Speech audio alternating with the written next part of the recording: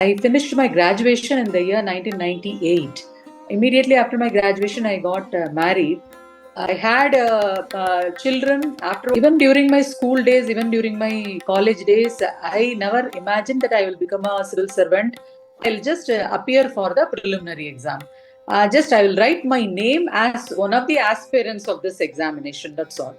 And then the third attempt, I cleared preliminary. It was a big surprise for me because I can clear preliminary examination. The first attempt I could not clear. I mean the mains, and then again I wrote the mains. That time I could reach the interview level. So gradually I was observing myself as a slight improvement in every attempt is happening.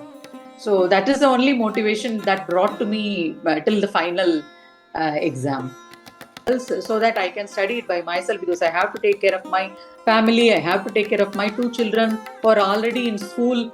So because I started this exam at around 27. Today we have with us R Vimala. Madam is district magistrate and collector, Kalimpong, in closer to Darjeeling. So we will talk about her achievements. It's a unique story. So we will get to know more from Madam. So welcome Vimala ji to our discussion. Sir, namaskar, sir. Thank you. Namaste. How are you doing? Sir, going well, sir. Wonderful. So you are now collector and district magistrate Kalimpong. Yes, sir.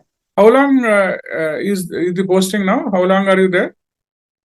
Sir, here for more than 3.5 years now, sir. I was posted in the year 2019, so now it's almost 3.5 years, sir. Wonderful. You have a good tenure there. Excellent. Yes, sir.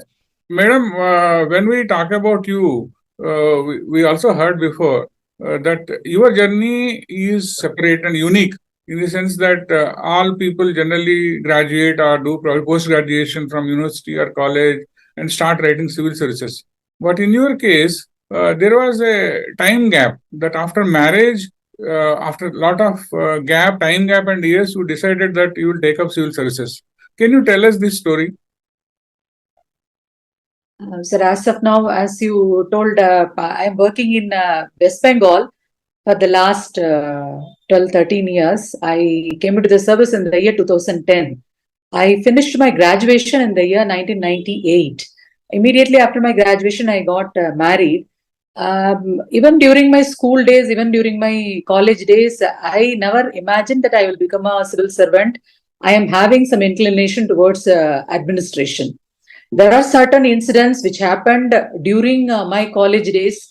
I was a student of PhD Krishnamal in Coimbatore. In 98, there was a bomb blast. I had a habit of reading newspapers, and I used to participate in many quiz programs since school days. So I used to update myself with all the incidents whichever is happening. That is the only hobby I had.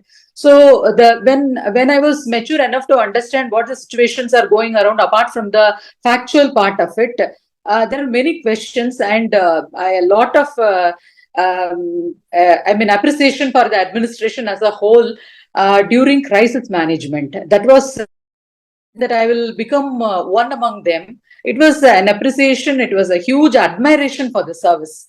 And in the year 1998, I got married. Afterwards, also, I did not stop reading newspapers and other journals because it was my hobby. So gradually, these things were setting in. I had children. Afterwards, also, I keep on reading these things. As I did not have any other hobby, these things always in my mind. I used to think, even after reading the newspaper, why this has happened, why it could have been in this way, or it could have been managed better. That sort of things were always in the mind. In the year 2004, there was a fire accident in Tamil Nadu, in Kumbahonam, in a school during midday meal cooking, and there was an incident of this tsunami also happened. There was one another fire accident. These are the major incidents, after which the administration took a lot of initiatives by which immediately this disaster was managed, or it was kept under control, or somehow these things were repeatedly discussed. How man-made disasters and or the natural disasters are getting managed, and what is our shortcomings in handling all these things. So while reading the newspaper, I got a lot of inspiration, and then I thought once I will write the examination, UPSC examination. I wanted to write. That's all. I came to know that there is a preliminary, there is a mains exam, and then afterwards there is an interview also. I felt it is too much for me. Then I'll just appear for the preliminary exam. Just I will write my name as one of the aspirants of this examination. That's all. I wrote the examination in 2005 without any preparation. I just wanted to see what is this my examination, what sort of people are coming and writing this exam. I was really impressed. There are too many young college students immediately after their graduation. They are all writing this exam, but I am already too old for writing the civil service because I started this exam at around 27. Uh, uh, but after coming back from menu, I started checking my answers with the key. I found around 30% was correct, even without any preparation. It may be because that time there was no negative marking. So, but I was encouraged by the fact that I am 30% right. So the next year also the preparation continued. And the next year I was around 60 to 70% right. I just wanted my intention at the point of time is to clear preliminary only. And then the third attempt, I cleared preliminary. It was a big surprise for me because I can clear preliminary examination. And then I thought about mains examination. I was a chemistry student. I was a chemistry graduate. Now I cannot take chemistry as my optional subject because the syllabus is too vast. So I thought without anybody's help, if I have to prepare, I can take history and Tamil literature. So I took these two study materials so that I can study it by myself because I have to take care of my family. I have to take care of my two children who are already in school. So these two subjects I took. And afterwards, the first attempt I could not clear. I mean, the mains, and then again I wrote the mains. That time I could reach the interview level. So gradually, I was observing myself as a slight improvement in every attempt is happening. So that is the only motivation that brought to me till the final exam. No, this is quite inspiring because you are like self-made. Because there may not be anyone from civil services in your family or neighborhood, so you have to make your own path and achieve it. It's a great achievement, Vimalaji. There is no doubt about it. This is a different experience, isn't it? So definitely, sir. In the meantime, I was trying to take some help from outside also. That is, in Tiruchi, there is a study circle in employment offices. That study circle, it has a library, and people who are preparing for the civil service, bank examination, and any kind of railway, other competitive examination, they used to come and read books there, and they used to discuss among themselves whatever the exams they are writing. I used to go and and they have a habit of discussing among themselves, and one particular chapter one person will prepare and they will be discussing that with others. That sort of mutual help, I was also part of it. So I also used to read geography and history and used to discuss with them, and they used to take classes in other subjects. It was a mutual help among ourselves. That is wonderful. Which year you joined IAS, Vimalaji? Sir, in 2010. 10. So that means Yes, sir. you have put in about 13 years service. Yes, sir. So it has been a wonderful experience, definitely, in the civil services. So you have gone through a lot of postings, like maybe initially as sub-divisional magistrate, additional district magistrate. You also worked in education project, state level primary education project. Also, you were involved. So can you tell us some of your best experiences or satisfaction that came through your work? So first I was a probationer in Birbhum, and later I joined as an SDO in Kharagpur. And then I became Chief Executive Officer in SJDA, the Siliguri Jalpaiguri Development Authority, then ADM Malda, later state project director in Samagra Shiksha Mission, and then now DM Kalimpong, sir. In all the postings, it has a lot of variety of services involved. So each and every post was very much interesting and had something to offer, and it was an eye opener for me to learn a lot of things also. When I was posted in Kharagpur as an SDO, that was for the first time we are in the field. A lot of things I could observe. A lot of people came to meet me. I was very new to Bengal and I was not fluent in Bengali. So I had to keep some of my officers with me to get the issue translated into English. And whenever people are coming to me also, they used to speak in Bengali and I used to listen in Hindi translated from my officers. But I can feel after sometimes I started understanding the feeling more than the words. And it was really interesting, sir. And this law and order issues that is always used to happen, but everything has every dimension to get out of control or it has its own emotional issues into that. So it is not like we are to follow each and every rules and then implementing.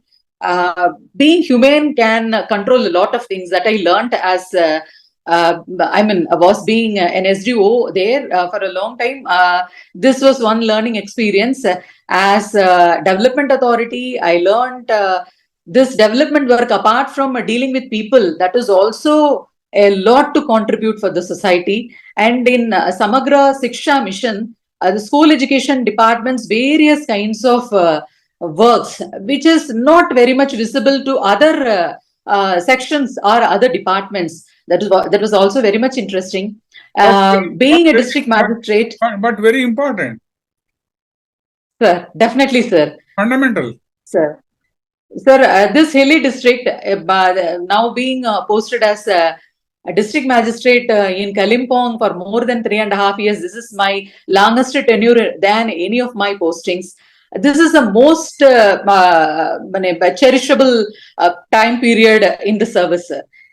Here, we are seeing people who are having problems which is very unique for them, and which is not easily understood by a person who is living in plains. I was a person from plains. I was in Tamil Nadu, born and brought up, and after coming to the hills, I understand lot of their difficulties. Walking from one place to another place, roads are not available, and it is not practically possible also to make roads to such kind of geographical terrain. So these are the things, and I used to walk to many villages that there is really very good, and people used to appreciate when we are going to meet them in their own place, feeling very happy. That happiness gives us the satisfaction, sir.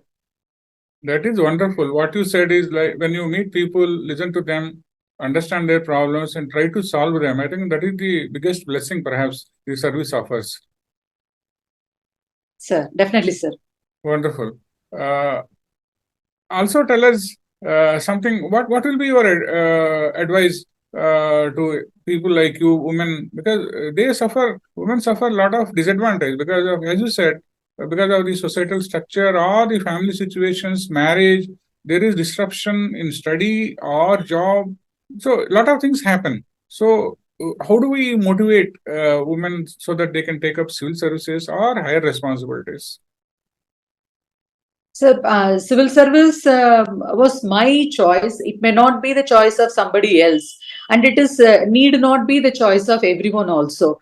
Whatever be their own choice, their own preference, their natural inclination, they should definitely persuade. If they have a sincere persuasion towards any of their interests, that definitely lead them to success. That is what I understand. There may be a lot of obstacles. There may be people who may discourage us. They may say that you cannot achieve this level of success, and it is not for a person who is from a rural background.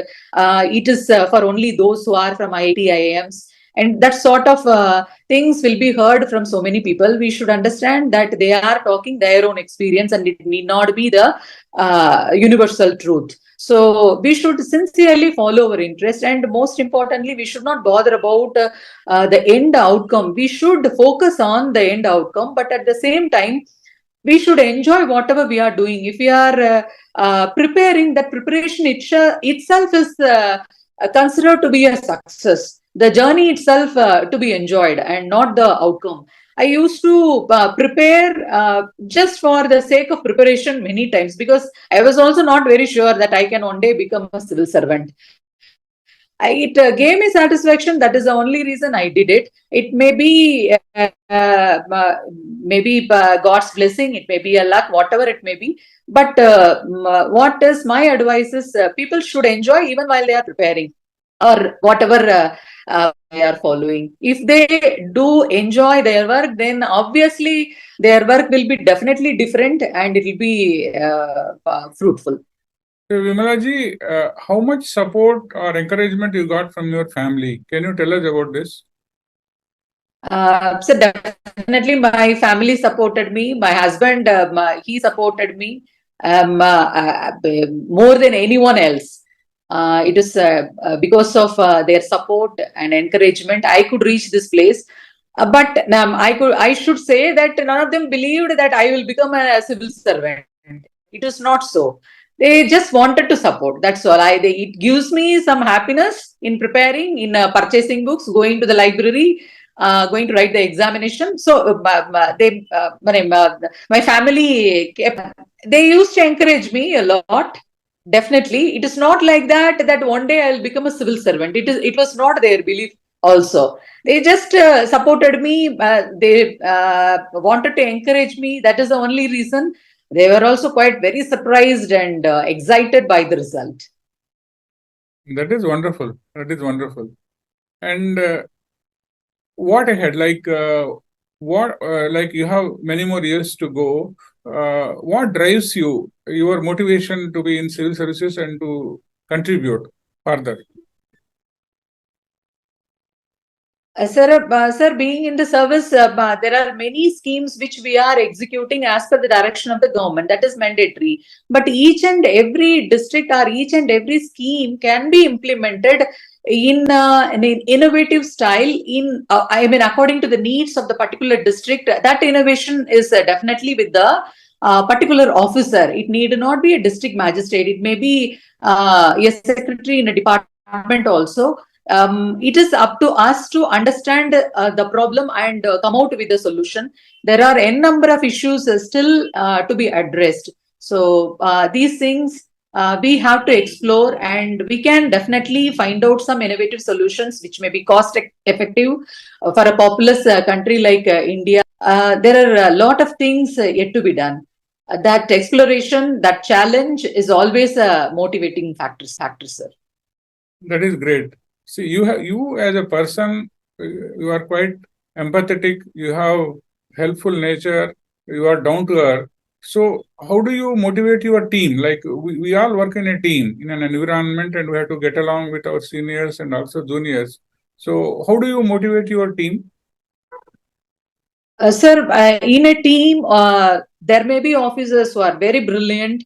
They may have their own initiative. There may be officers who need guidance. There may be some people who may not come forward to give their 100%. It is a team of having a different sort of people. And basically, we have to understand our team, the plus and minus, their strength and weaknesses should be understood before giving the task to the team. If some officers are proactive, then they should be given the full freedom and they should be given the opportunity to work on their own, to give fearlessly their ideas and to even dissent also. For the officers who need motivation, we should be behind them and give them the advice, and we should constantly keep them under supervision. For those who are not that proactive, these two category of people in the team will be definitely very much motivating for them, and they will also start moving towards a collective goal. Sir, as a team leader, we should always understand what are the strengths and weaknesses of our own team. That is the real factor in achieving the target, sir. That is nice.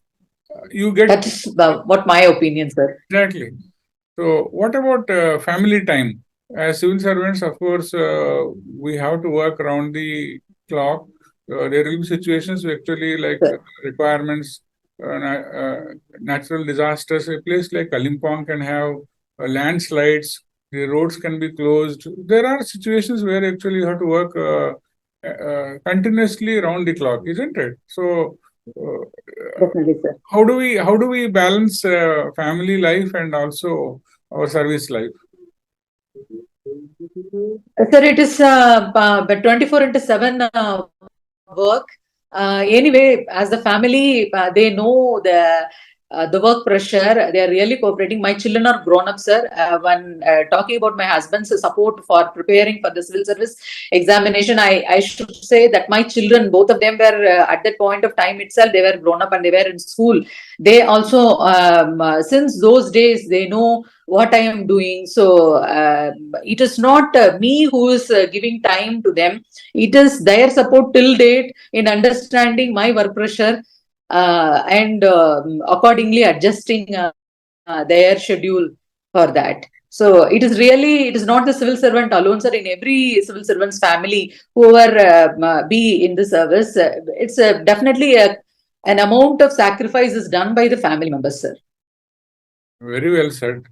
Vimalaji, since we were together in the service, so we have known you as an officer and your commitment. As I said, a person with a lot of empathy and also commitment, and also towards the weaker sections, needy people. You have that heart.